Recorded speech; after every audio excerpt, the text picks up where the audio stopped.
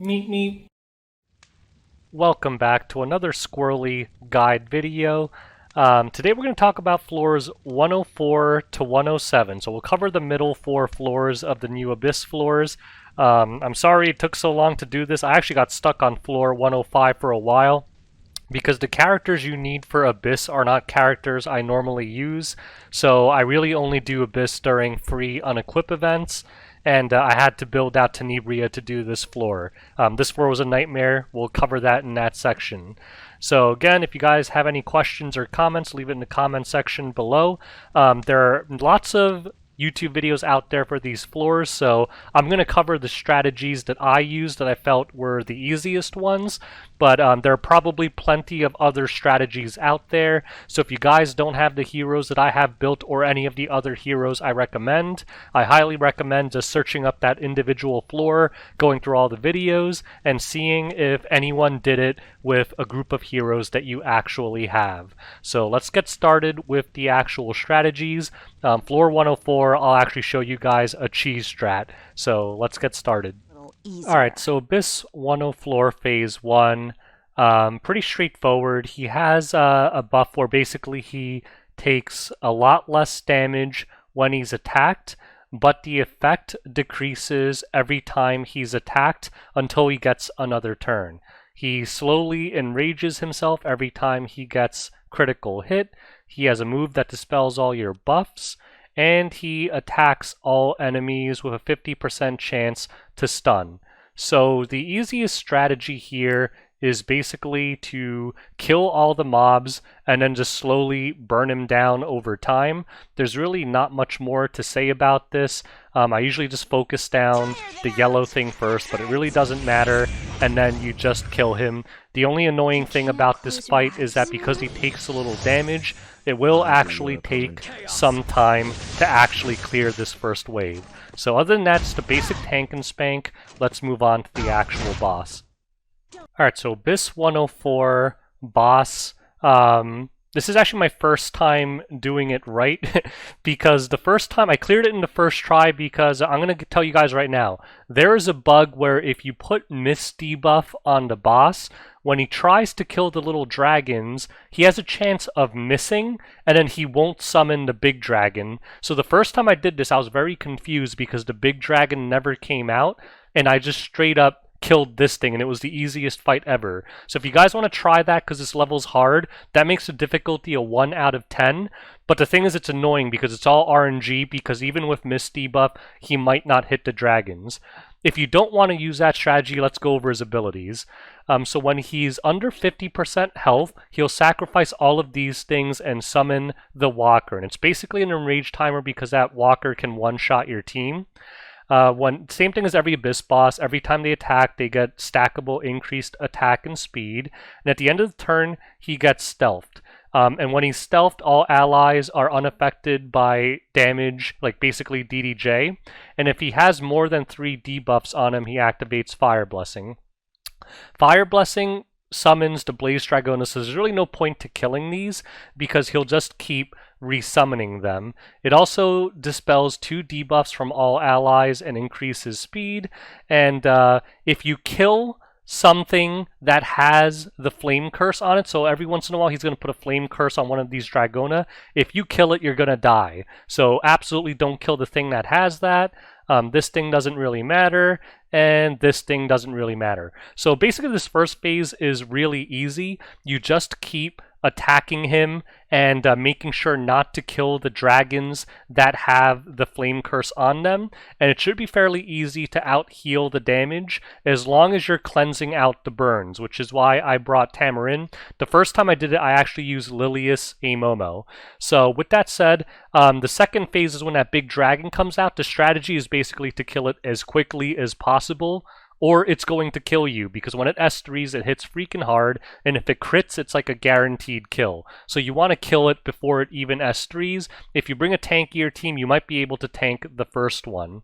So let's just go ahead and do this. The recommended heroes are Lilius, Amomo, Tamarin, DPS. S10A is great because they're weak to poison. DDJ does work for the most part when he's not stealthed. So let's just go ahead and do this. Okay, so we're close to 50%. So, and he has the blind debuff. I want to see if I could get this bug to happen right now. So we're gonna burn, and he has miss. Let's see if he summons the big dragon. So he missed. And look, did you guys see that? Did you guys see that? I mean, so Arbiter Vildred was the MVP here. Now this fight is a joke because that dragon is not going to come out, and this fight is a wrap. So unfortunately, I can't show the dragon phase, but for those of you interested in doing it that way, basically, it's hard because he does a lot of damage, but if you don't want to care and just want to cheese him doing this, looks like the strategy still works. If you want to fight the dragon phase, basically you need to bring a defense break and a lot of damage and burn him down before he uses his S3. So obviously this is going to work because that big dragon doesn't come out, so I highly recommend you guys just cheese him this way, and this fight is a wrap. So good luck with this. Don't come near me. This one's tough.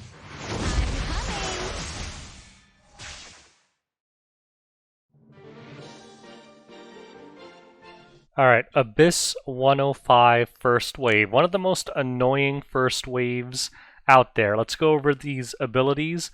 You get stackable increased attack, that's pretty normal. The boss is immune to all debuffs except stun and sleep. And basically, if he's not stunned or sleeped, he takes next to no damage. So you really need stunners or people with sleep to be able to do any decent damage to this boss. This thing doesn't really matter, but he can stun your team, which is kind of annoying. He can also defense break 2 of your teammates. And this is his main move. So every time he has his S3, it has a 5-turn cooldown, but it basically 100% kills the front line. Now, if you have a front line with like 25,000 HP and Proof of Valor, they can probably survive the first and maybe the second one. So some people do go that route, but the safer way is just to have a Reviver or Arbiter Vildred in the front, because he'll kill only the front line every time, and Arbiter Vildred will always revive, which is why I brought him. Some people bring Ruel, that also works. The problem is Ruel will do nothing in the next phase, so it's highly discouraged. So I would recommend either tanking it out with something like an A-Raz, or just having a Reviver like Arbiter Vildred in the front if that's an option to you. Other than that, the strategy is just to kill the ads as quickly as possible, because once the ads are down, it's pretty easy to control the boss. Just keep sleeping him before he S3s, and you can kind of keep him under control for a really long time, and it'll make things a lot easier. So the worst thing about this phase is not so much that it's hard, it's that it takes so freaking long. This is quite possibly the longest Phase 1 fight of any of the Abyss floors, which makes this intolerable to deal with because the boss itself is really hard, and every time you fail, you have to deal with this fight all over again, making this one of the worst floors ever. Let's move on to the actual boss fight. Alright, so Abyss Floor 105 main boss. This floor is from Hell. The difficulty is a 16 out of 10. By far, this has been the longest Abyss challenge for me. I easily spent like 10 hours onto this fight until I finally relented and built Fire Tenebria and 6-starred her to actually finish this. So let's go over her skills and all that jazz. So first of all, she can't be Cursed. All allies are immune to poison, and she's immune to DDJ. At the end of the 5th turn, she increases damage by 100%. At the end of the 11th turn, 1000%. So you can sometimes survive her S3 after the 5th turn, but you'll never survive the second one. So basically, you have to kill her in 11 turns or you lose. Cursed Sword, kind of like BBK, as her health goes down, her damage goes up, and it decreases the amount of healing you receive, and it also heals the ally with the lowest health when she attacks. When an enemy uses a non-attack skill, it gets rid of unable to be debuffed from her, and it grants her reflect. So basically, if you use a non-attack skill and you hit her, you will die immediately if it's someone strong like S10A. Blade Art Flash, it just gives her increased attack and does an extra attack, same as normal. This is just her basic S1. And her S3 is the same as BBK's S3, except it dispels all your buffs and it removes 20 souls from the enemy. These two mobs have two special abilities. Basically, they prevent extra turns and they prevent you from CR pushing. The yellow one, I think, also can remove debuffs and basically get rid of defense breaks, things like that. And I believe this one CR pushes a random ally like BBK and pushes you back as well. So the main thing about this fight is you have to control these two mobs and kill them. The strategy here is to disable these two mobs, sleep them, defense break them, kill them as quickly as possible, and then unload as much damage on BBK as possible. That sounds easy in practice, but what always happens is those mobs resist defense break, or they don't get slept, or they don't get stunned, or something along those lines happens, and then you just lose. Like here, they resisted everything. So this is probably going to be a failed run, and it just gets ungodly annoying. So at least we slept that one thing. And basically you just keep attacking and trying to disable these things and kill these mobs as quickly as possible, and that's really your only shot at winning.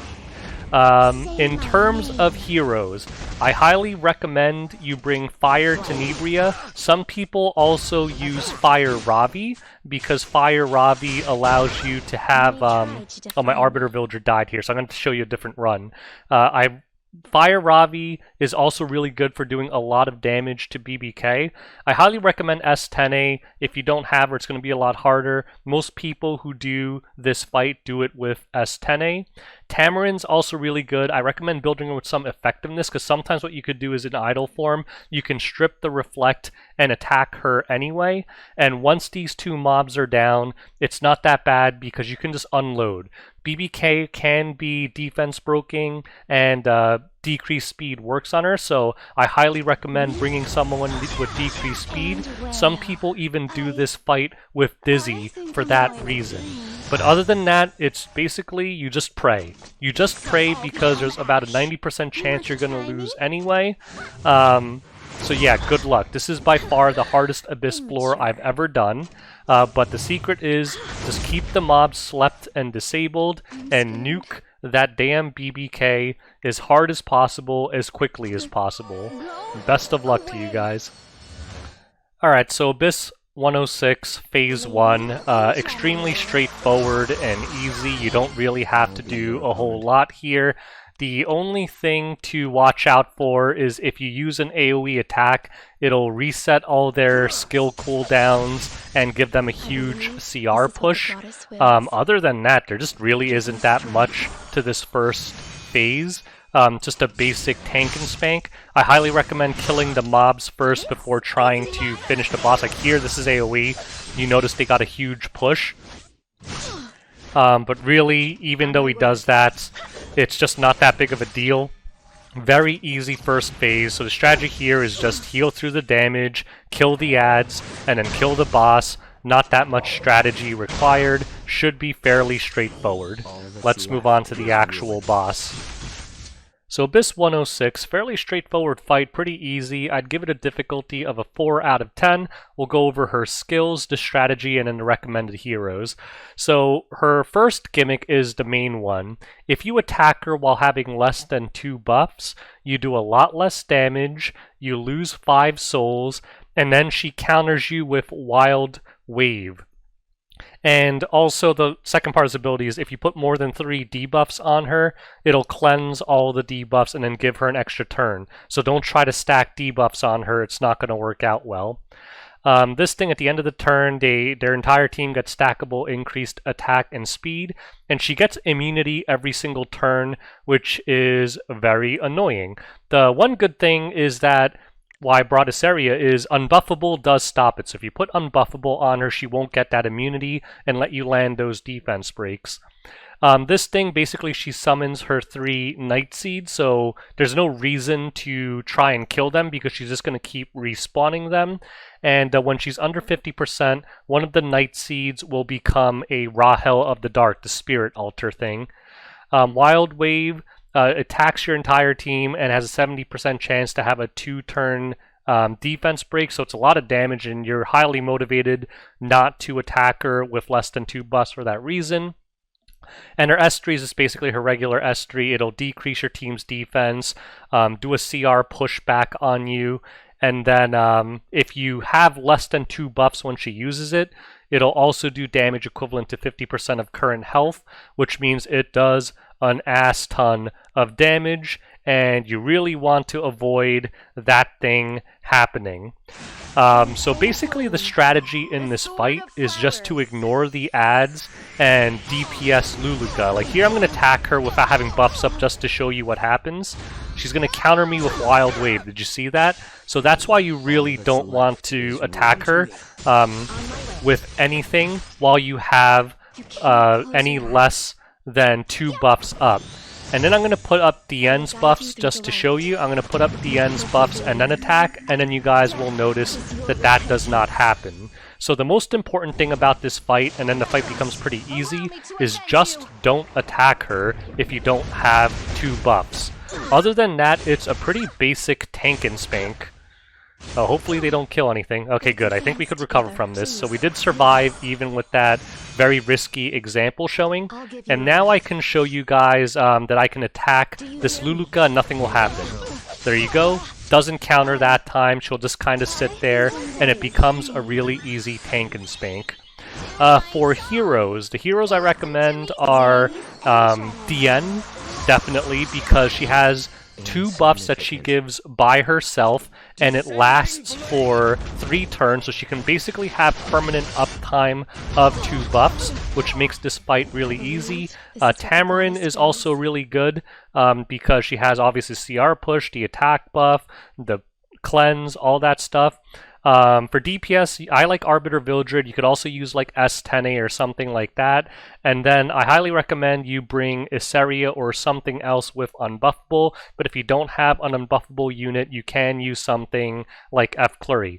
The other thing to notice for your DPS, again, DGJ works just fine. So with your souls, feel free to use Arky on command because it's going to do a ton of damage. Like here, you'll see Arky. And that's basically the strategy. Just don't attack without buffs and just tank and spank, and a really straightforward, easy fight. We'll fast forward to the end here. And yeah, that's basically the fight. Good luck, and should be pretty easy.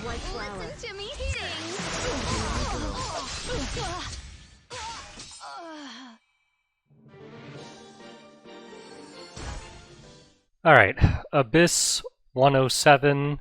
Phase 1 is pretty straightforward. Basically, the main gimmick to him is that he has this barrier which basically makes him impossible to be killed. So the only damage you can really do is right before he S3s, because the barrier lasts 2 turns, and then the turn right before he S3s, it will expire, and it cannot be dispelled. So don't even bother trying to remove it with Isaria or F Clury or anything like that. It straight up won't work. So the main thing that you do in this fight is basically bring some kind of disablers to keep these cannons disabled, because they do a lot of damage. And basically you just want to keep them locked down as soon as, or as long as possible, until you can actually hit this Temple Guardian.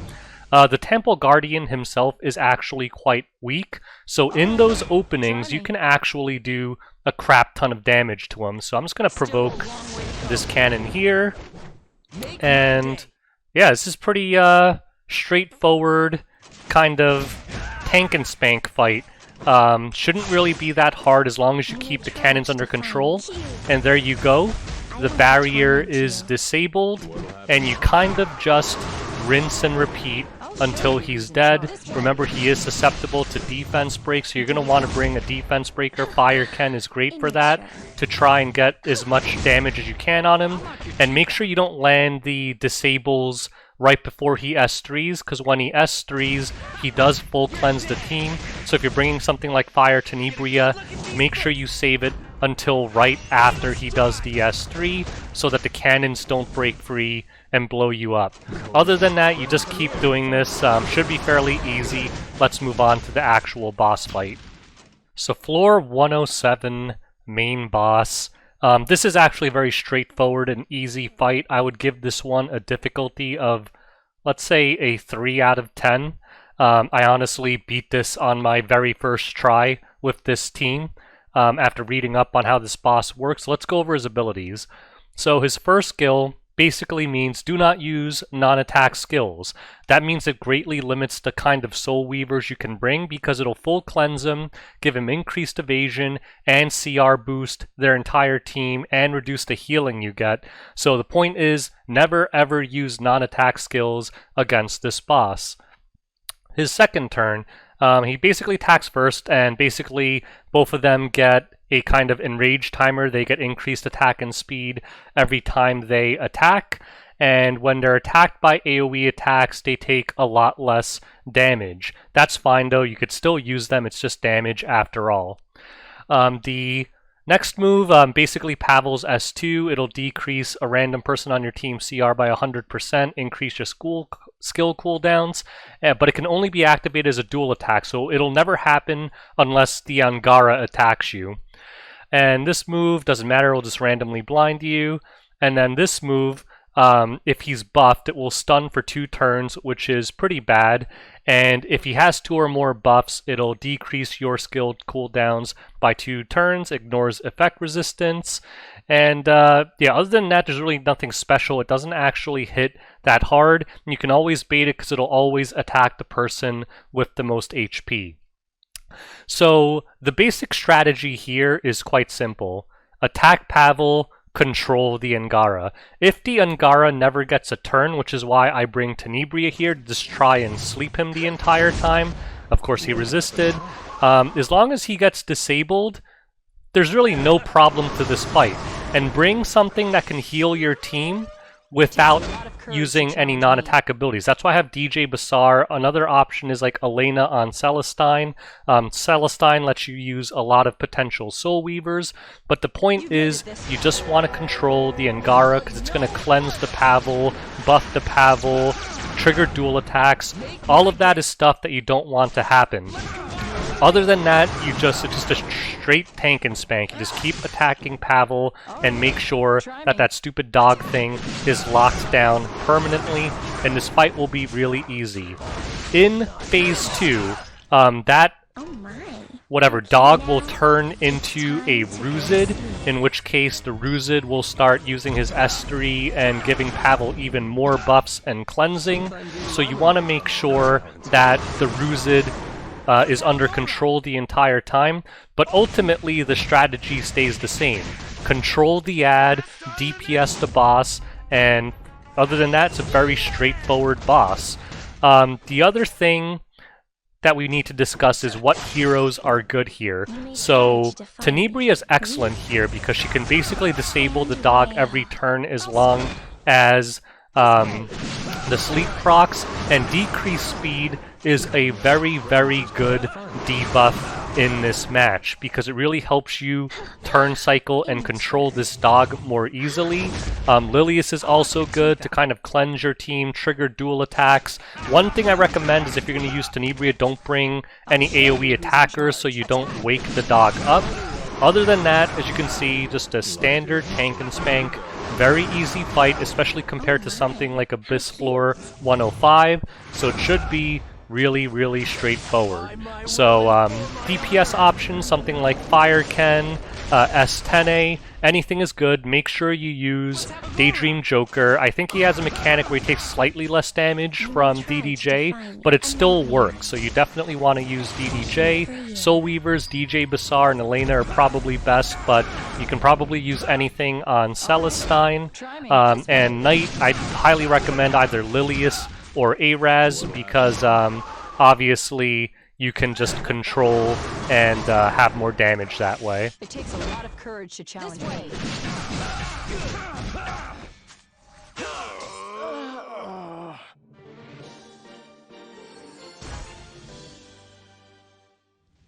Alright, so that's a wrap for this guide video. At some point in the future, when I have the patience, I will do guides for 108 to 110.